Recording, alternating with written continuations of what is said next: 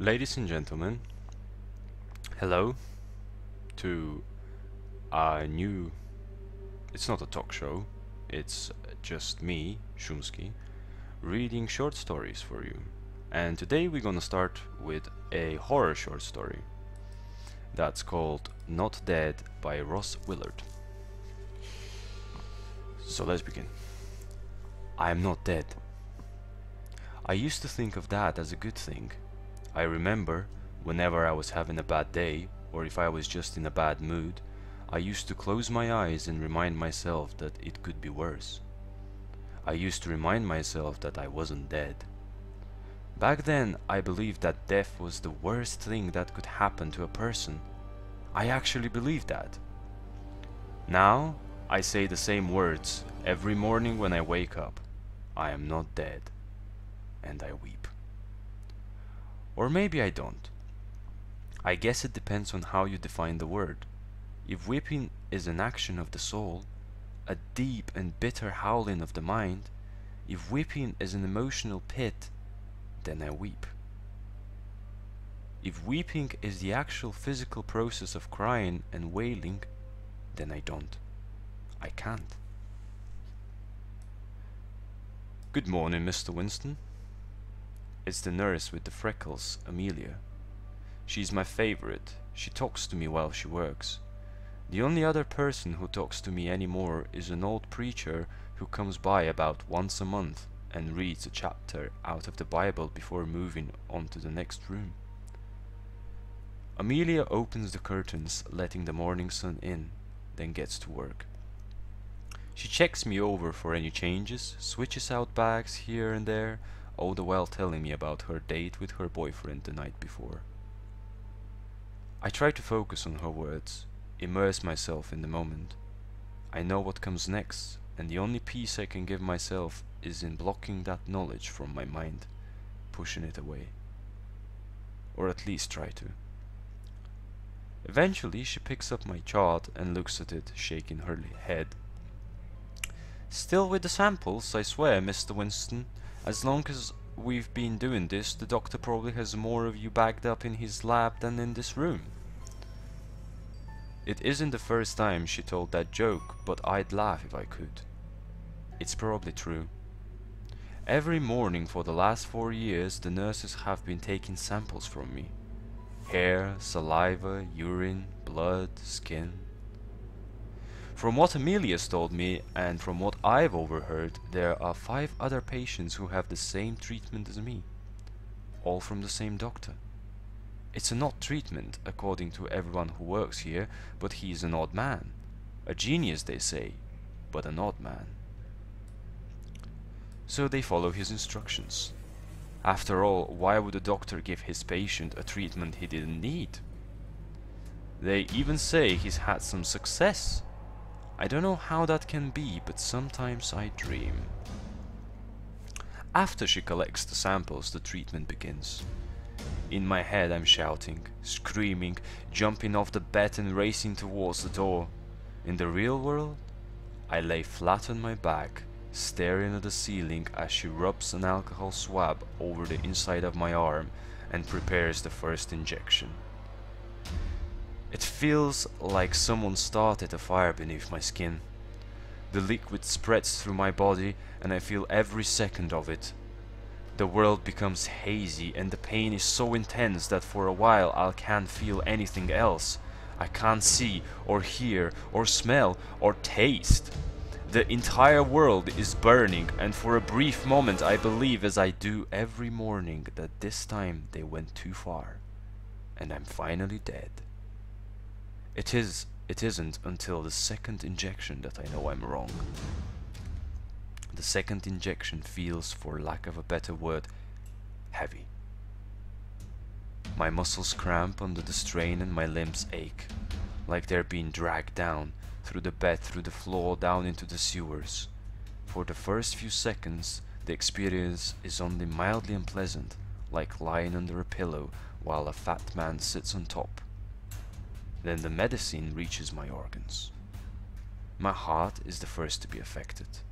Suddenly I can feel it beating in my chest, but each beat sends out a tremor, and the blows become more and more painful, like my heart is trying to beat its way down through my back and out of me. I'm surprised that I am not bouncing out of the bed. Next, I feel it in my lungs. Amelia doesn't seem to notice any change in me, but I feel as though I'm being smothered. I know that air is entering my lungs, but I gain no relief from it. The world seems to spin above me. I pray for oblivion, but nobody answers me. Then the drug reaches my stomach and bowels, causing them to cramp uncontrollably. When the pain recedes enough for me to see the world again, Amelia is gone, and I feel a sense of overwhelming relief, until I realize that I can taste chalk. They put the pills back into my routine. I try to shudder, but am no more capable of that than jumping out the window and flying to safety. The best definition of success that I ever heard was from a girl I dated back in my school days. She used to say that success was when you made enough money doing what you enjoyed doing, to live the way you enjoyed living. By that definition, I was a success by the time I was 20. It just happened that the way I enjoyed living only required me to have a running van and enough food to get by on, and what I enjoyed doing amounted to playing the guitar a few hours a day on a street corner for change. I also bought and sold some weed when I could afford to, and didn't end up smoking it all myself. I told myself I wasn't going to do that forever, that I'd eventually get a band, start picking up gigs, or maybe find some rich girl to shack up with somewhere. Honestly, though, even then I didn't think those were likely. I just didn't see any point to aspiring to the life my parents had lived. 9-to-5 jobs, thankless bosses. Also, I could have kids who I'd never get to see. So I aspired to the unlikely and didn't care much if it ever happened. Even a blind squirrel occasionally grabs a nut, and one day I did run into a bit of a good fortune. A guy I shared some weed with told me about a bar just outside of town that had an open mic night, and let the bands that kept the crowds happy have a few free beers while they were performing. It was a short enough drive that the beers covered the gas, and the girls that came in were mostly from a nearby college, which made them young enough to still be into broke musicians. It was my own personal nirvana, until the night of the accident. "Play that Julie Sunrise song." The bartender, a cute brunette with big boobs, pushed another beer across the counter to me. I'd been trying to get into her pants for months, but she was impervious to my charms. Or maybe she was just into girls. She flirted with anyone who hit on her, but I never saw her go home with anyone. As I climbed back onto the stage, it occurred to me to wonder if she really liked my music, or if she was just sending me up so I'd stop hitting on her. Not that it mattered. Every time she put me on stage, I had a fresh beer in my hand, and that was all it took to keep me happy. I strummed idly for a few seconds, took a drink of my beer, and started up the song. Streets waver in the heat, and I'm sweating out the beat. Another long and painful day in July, praying for some wind or some shade I can hide in, but all I feel is a burning in reply. The bar was almost empty. Not counting me and the bartender, there were all of 3 people in a place that usually fit 100. It was spring break and most of the kids were gone, but since open mic doesn't cost management anything but a few drinks, they kept it on the schedule. I didn't much care about the how and why of it. What little money I'd had that morning was still in my pocket, and my head was buzzing like a mason jar full of flies. I finished up July Sunrise and moved into Ode to a Girl I Barely Remember, giving the bartender a sly wink. A few lines in, the door opened and 2 men walked in. They weren't regulars, and they weren't college students. As drunk as I was, they still seemed out of place. For starters, they were too old for the bar. At 27, I was usually one of the oldest people in the room. These two were in their 40s at least. Both were bald. Not balding and not with close-cut hair, they were completely bald. They were both dressed in button-down shirts and slacks. But the thing that made them stand out the most was the way they moved. Well, not how they moved, but how they moved together. Sometimes when I'm playing in front of a large enough group, when the music is loud enough and I'm on my game, sometimes I'll see people moving in rhythm. It isn't dancing exactly. They walk, or they take a drink of their beer, or they talk, but they do it in rhythm with my music. Unwittingly, they take my music and embrace it, let it guide. Now what they do, not what they do, but how they do it. It was like that with the two men who came in, except that they weren't moving in my time. It was like they were both listening to something that I couldn't hear, and every step, every motion was in time with that beat. I wouldn't have noticed it if one of them had come in alone, but with both of them in the room, I couldn't help but see it. They moved slowly towards the front counter, pausing as they approached the other patrons, their noses flaring, then moving on. At the counter, the brunette smiled and asked them what they wanted. One of the men answered, the other leaned forward, his nose flaring briefly. The girl's smile faded, though I wasn't sure if it was something that was said or the sniffing that bothered her. After a few seconds, she nodded politely and poured each man a beer. I had planned to keep going for another song or two, since I still had half of my drink left, but from the girl's expression, I thought she might appreciate a knight in shining armor coming to her rescue. I hopped off the stage, almost twisting my ankle when I landed, and headed for the bar.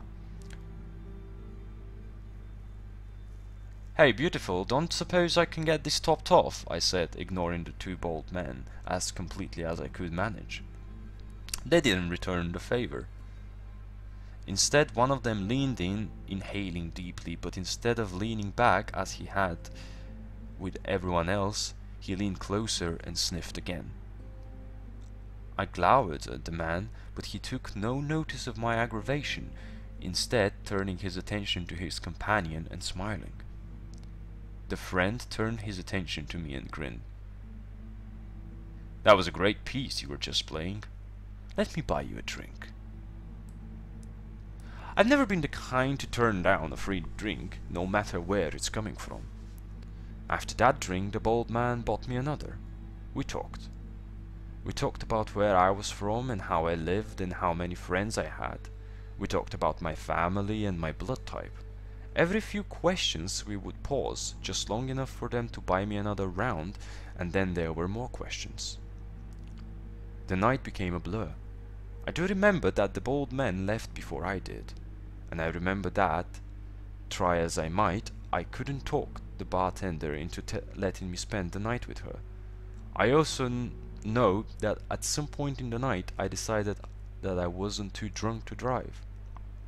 The exact order of the events and how much time separated them I can only guess at, but there is one memory that stands out, one very distinct image that is ingrained in my mind for all eternity. I remember headlights coming towards me fast, and behind those headlights, just barely visible, I remember seeing what appeared to be the top of two bald heads inside of whatever was about to hit me. And then I woke up. In the hospital. I was alone. I was paralyzed. Not dead yet. That's what I told myself. I wasn't dead. And as long as I wasn't dead, there was hope. As long as I wasn't dead, there were things to look forward to. As long as I wasn't dead, I could know that things weren't as bad as they could be. Because I could be dead. Nurses came and went checking on me. I tried to signal them, tried to get their attention by blinking or twitching a finger or sheer force of will. All to no end. Then I met the doctor. He moved oddly, I thought. It was like he was trying too hard. It was like he had only recently gotten his body, like he was thinking about each motion, mimicking what he'd seen, not simply moving the way people do. And he was bald. Completely bald. Like the men I'd met at the bar. Then he touched me. I hadn't thought about it when the nurses were taking their samples and measurements, the fact that I could still feel, but I thought about it when he touched me. I thought about it because he felt so wrong. His skin was too stiff, not like skin, but a glove made to look like skin. As he took his measurements, his eyes caught mine, and in an instant I knew that he knew.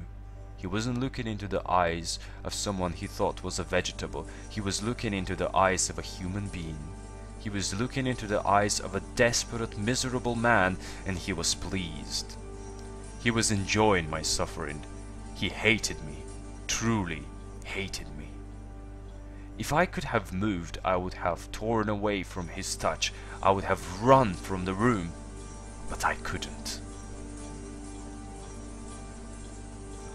The next day, the injections started. Such pain. I'd never known that kind of pain. I'd been beaten before, I'd been in accidents and come down with diseases that made me pray for death. I'd suffered before that day, or at least I thought I had. The injections were more than I could handle, more than I could think about. I went mad. I know I did. The world twisted around me, the meaning of everything changed. I left my body, or at least convinced myself that I had, floating through the world, tethered to my body by a thread.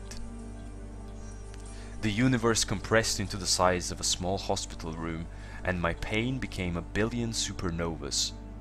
My mouth became a black hole, swallowing my screams before they could leave me.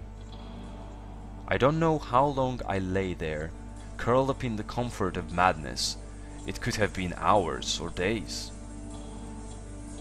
Eventually I returned to myself. Though, when the next morning came and another series of injection coursed through my veins, I regretted my sanity. It didn't take me long to start hating the nurses. I knew they didn't know what they were doing, but it was hard to care about that when I was suffering such agonies at their hands. But as much as I hated them, I hated the doctor 1,000 times more, and I feared him with equal measure. If I'd known what was still in store for me, I would have feared him more. The chalky taste fades in about an hour, and as soon as it's gone, I try to convince myself that it wasn't there at all, that I was mistaken. I don't believe it. I never believe it. I just want to. My first year in the hospital, I passed the time by counting the holes in the tile over my head. I named them. I made up stories about them, lineages and relationships, affairs and wars, treaties and betrayals.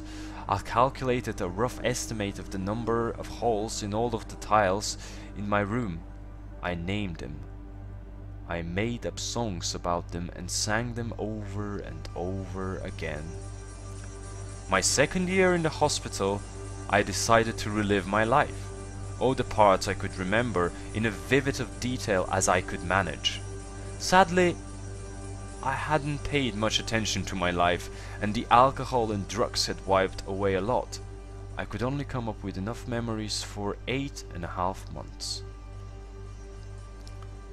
After that, I switched to the Zen Approach. I try to live in the moment as completely as I can. I try to focus on each second, each ticking of the clock, and see that instant as an eternity to itself. Actually, I'm not sure if that's Zen or not. I didn't learn much about Eastern philosophy before I got turned into a vegetable, and I can't exactly go looking it up now. Anyhow, sometimes it works. Sometimes it doesn't. They wait until night to come. I don't know if it takes that long for the chalky taste in medicine to take effect, or if the night nurse is the only one who is on it, but They always wait until night. Then they come, 2 of them, the doctor and his assistant. Both smell odd and both are bald. They unplug me from my machines and take me down the hall to the elevator. I try to focus on the sounds from the rooms that we pass. Mostly there are snores. Sometimes I hear patients muttering, sometimes moaning. Then we're in the elevator descending. I swear it gets hotter as we go, like we're falling into the bowels of hell. Actually, it isn't heat, it's fear, terror. Eventually we stop and they pull me out of the elevator and down the hall. The heat disappears as they drag me into the operating room. Actually, it's the morgue.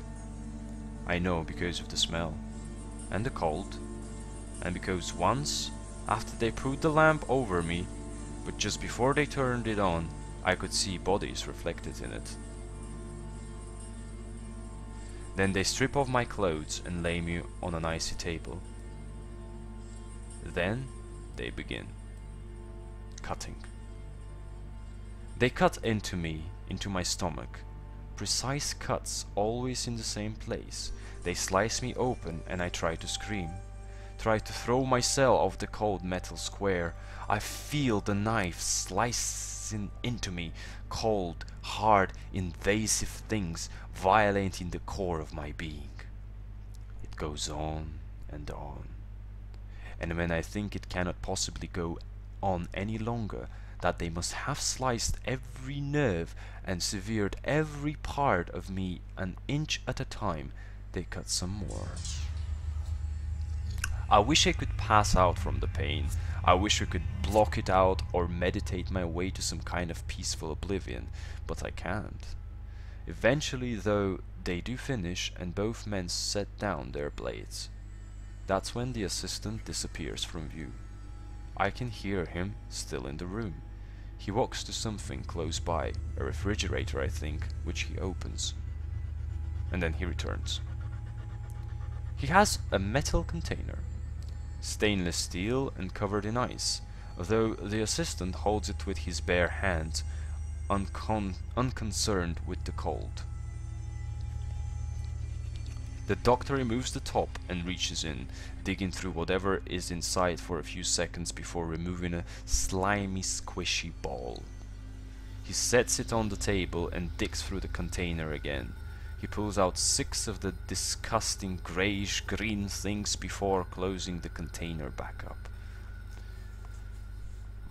The assistant returns it to where he got it and then makes his way back over to me. The cutting felt like a violation, like a brutal assault. Somehow, what they do next feels worse. The slimy things that they put into me don't technically hurt, but they feel wrong. It's like having your arm twisted and contoured into an unnatural position, then forced to stay that way, only it's happening inside my body. Organs shifting, being pushed aside as a slimy substance slips into my blood. I'm not simply violated, I am corrupted. I am unclean. When the last of the things is placed in me, they sew me back up. They sew those things into me. Back in my room, I try to count the holes in the ceiling. I try to pick at memories from my youth.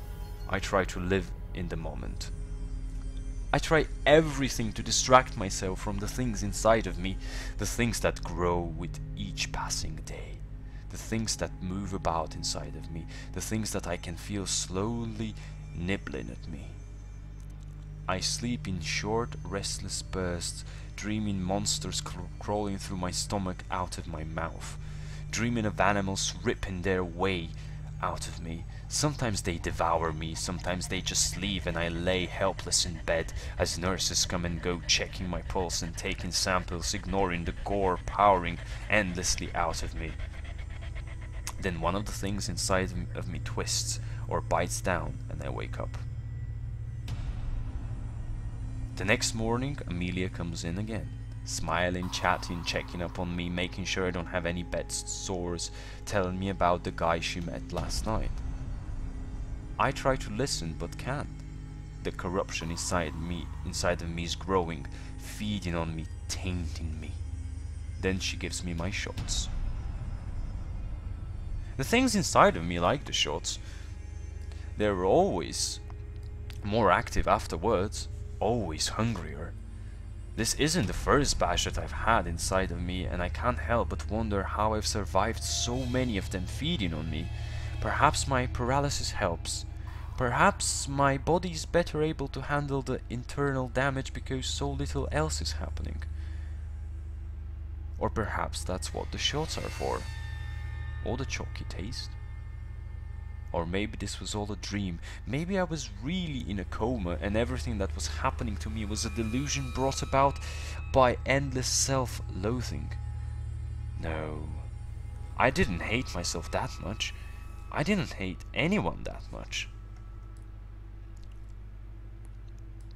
It's easy to lose track of time when you can't move, can't communicate, when your days are a blur of routine. But when you have things inside of you, when you have parasites lodged between your organs, slowly devouring you, you start to pay attention to the passage of days. 1 month. That was how long they left those things in me. 30 days exactly. I used the tiles on the ceiling to count down my time. There were 4 tiles directly over my head. 4 tiles, each tile with 4 corners. That made 16. The first 16 days were 1 corner of a tile. The tiles made up 1 large rectangle, a rectangle with 4 corners. 16 plus 4 made 20. The rectangle had 3 vertical bars in it, 1 on each side and 1 on the middle.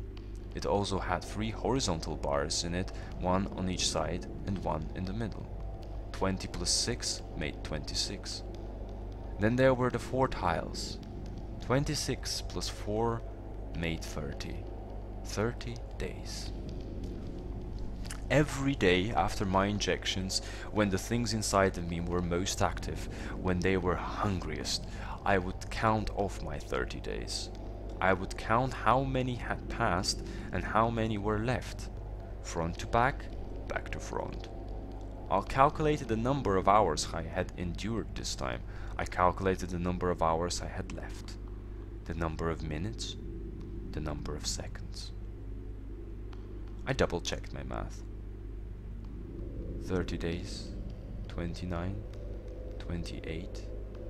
Amelia got moved to a different shift and I got a surly old crone who talked to the equipment more than me, and even then only to curse at it. 17, 16. An old man down the hall from me died in the middle of the night. His heart gave out according to the nurses. I envy him. I spent the next several days trying to stress my heart out, trying to make it crash. 11, 10, 9. The priest who comes by to read to us has gotten to Revelations. It's a very visual book. I can practically see it as he's reading. For a few seconds I can almost forget the things crawling around inside of me. Then one of them takes a bite. 3, 2, 1. They come for me again. I know what's coming. The cutting. The agony. But it's a price I'll willingly pay to get these things out of me. Through the hall, down the elevator, into the morgue. I'm eager this time, looking forward to the pain. They cut me open and I'm almost black out. The eggs that were in me have hatched, or molted or something. The things they pull out at me look more like spiders, but with extra legs. The doctor and his assistant handled them carefully. Lovingly, they moved them off of me and into something nearby. One of the dead bodies, I think. I hear a crunching sound as the creature begin to eat their new host with reckless abandon. I want to throw up. The doctor and his assistant pause, looking down at me. I wish they'd get on with it. The sewing isn't pleasant, but once it's over, I'm back to plain old ordinary misery again. I look forward to do that. He won't be able to handle another badge, the doctor says. I'm surprised. They never talk. He might be able to handle 3, the assistant argues. No, the doctor shakes his head and pokes at something inside of me. He's done. Done? Am I done? Will they finally let me die? The assistant nods and moves out of my view. The doctor leans in, pulling a pen light which he uses to check my eyes. Time for your miracle cure, Mr. Wilson. Cure? I stare at him, confused. He can't cure me. With everything I know, with everything they've done to me, he can't risk me living. He can't. The assistant steps back into view. There's something on his shoulder. It looks like the things they've pulled out of me, but larger. A giant spider with many limbs. But they aren't limbs, not like a human's, not even like a spider. They're tentacles, long, thin things. The creature slithers down the assistant's arm and into the gaping hole in me.